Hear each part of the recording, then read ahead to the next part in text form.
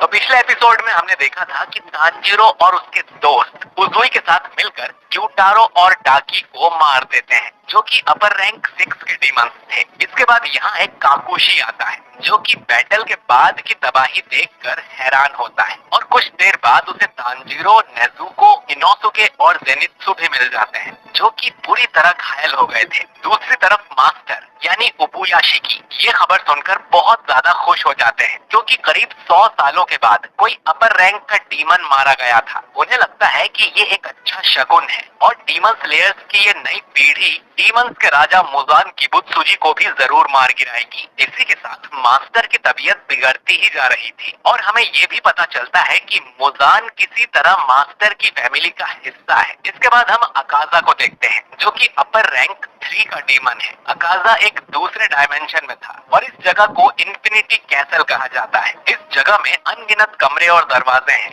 जो किसी भूल भुलैया से कम नहीं है। अकाजा मन में सोचता है कि उसे यहाँ बुलाया गया है, तो इसका मतलब है कि डीमन स्लेयर्स ने किसी अपर रैंक डीमन को मार गिराया है। इसके बाद एक प्लेटफॉर्म अकाजा को बीवा वुमेन के सामने लेकर जाता है, जिसका नाम नाकी में है, और यही इस पूरे इन्फिनिटी कैसल को कंट्रोल करती है। अकाजा के साइड में रखे मटके में से एक दूसरा डीमन निकलकर बाहर आता है। इसका नाम ग्योक्को है और ये अपर रैंक 5 का डीमन है। ग्योक्को दिखने में काफी अजीब है और इसकी आंखों की जगह मुंह लगे हुए हैं। ग्योक्को कहता है कि उसे अकाजा से मिलकर खुशी हुई, शायद वो 90 साल बाद मिल रहे थे। तभी हम एक तीसरे डीमन को देखते हैं, जो काफी डरा हुआ था। इसका नाम हानटेनगु है और ये अपर रैंक 4 का डीमन है। ये कहता है कि ग्योक्को शायद गिनती भूल गया है, हमें असल में 113 साल के बाद बुलाया गया है, जो कि एक अनलकी और डरावना नंबर है। अकाजा नाकी में से पूछता है कि लॉर्ड मुजान अब तक आए कि नहीं, जिस पर नाकी में बताती है कि मुजान अभी तक नहीं आए हैं। फिर वो अपर 1 के बारे में पूछता है, लेकिन तभी डोमा,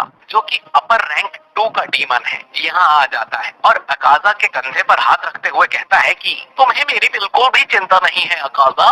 डोमा फिर ग्योक्को के मटके की तारीफ करता है और कहता है कि तुमने मुझे जो मटका दिया था उसके ऊपर मैंने एक औरत की गर्दन रख के सजाया हुआ है। अकाजा फिर गुस्से में डोमा से कहता है कि मेरे कंधे से अपना हाथ हटाओ, और फिर वो एक मुक्का मार के डोमा का जबड़ा तोड़ देता है, जो कि तुरंत रीजनरेट हो जाता है। डोमा इसका बुरा नहीं मानता है और कहता है कि तुम तो पहले से ज्यादा ताकतवर हो गए हो अकाजा। नाकी में फिर बताती है कि अपर रैंक 1 को सबसे पहले यहाँ बुला लिया गया था और वो इनकी सारी बातें सुन रहा है। इसके बाद अकाजा डरते हुए एक कमरे में देखता है, जिसके अंदर एक समुराई की तरह दिखने वाला डीमन बैठा हुआ था। ये है सबसे पावरफुल किज़ुकी, अपर रैंक 1, और इसका नाम कोकुशिबो है। ये बोलता है कि लॉर्ड मुजान आ चुके हैं।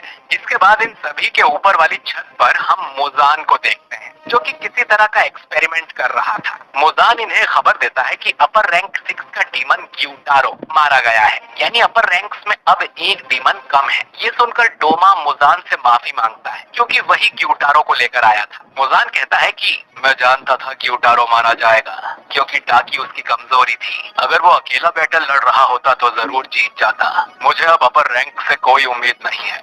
डोमा कहता है कि मैंने तो आपके सारे काम पूरे किए हैं, जिस पर मुजान बोलता है कि तुम लोगों ने अब तक उबुयाशी की फैमिली को नहीं मारा है, और 100 सालों के बाद भी उन्हें अब तक ब्लू स्पाइडर लिली नहीं मिला है। मुजान गुस्से में कहता है तुम सब किसी काम के नहीं हो, जिससे उसके सारे ग्लास इक्विपमेंट टूट जाते हैं। हानटेनगु बहुत ज्यादा डरते हुए मुजान से रहम की भीख मांगता है। अकाजा चुप ही रहता है, क्योंकि वो भी अपने पिछले टास्क में फेल हो गया था। वो कुशिबो बोलता है कि उबुयाशी खुद को छुपाने में बहुत ज्यादा माहिर है। डोमा कहता है कि मैं भी खोजबीन में ज्यादा माहिर नहीं। फिर ग्योक्को बोलता है कि उसके पास एक खास इंफॉर्मेशन है, जिससे मुजान अपने गोल के काफी करीब पहुंच जाएगा। इसके अगले ही पल ग्योक्को की कटी हुई गर्दन मुजान के हाथ में होती है और सब ये देखकर हैरान रह जाते हैं। मुजान कहता है कि मुझे किसी भी तरह का बदलाव पसंद नहीं है।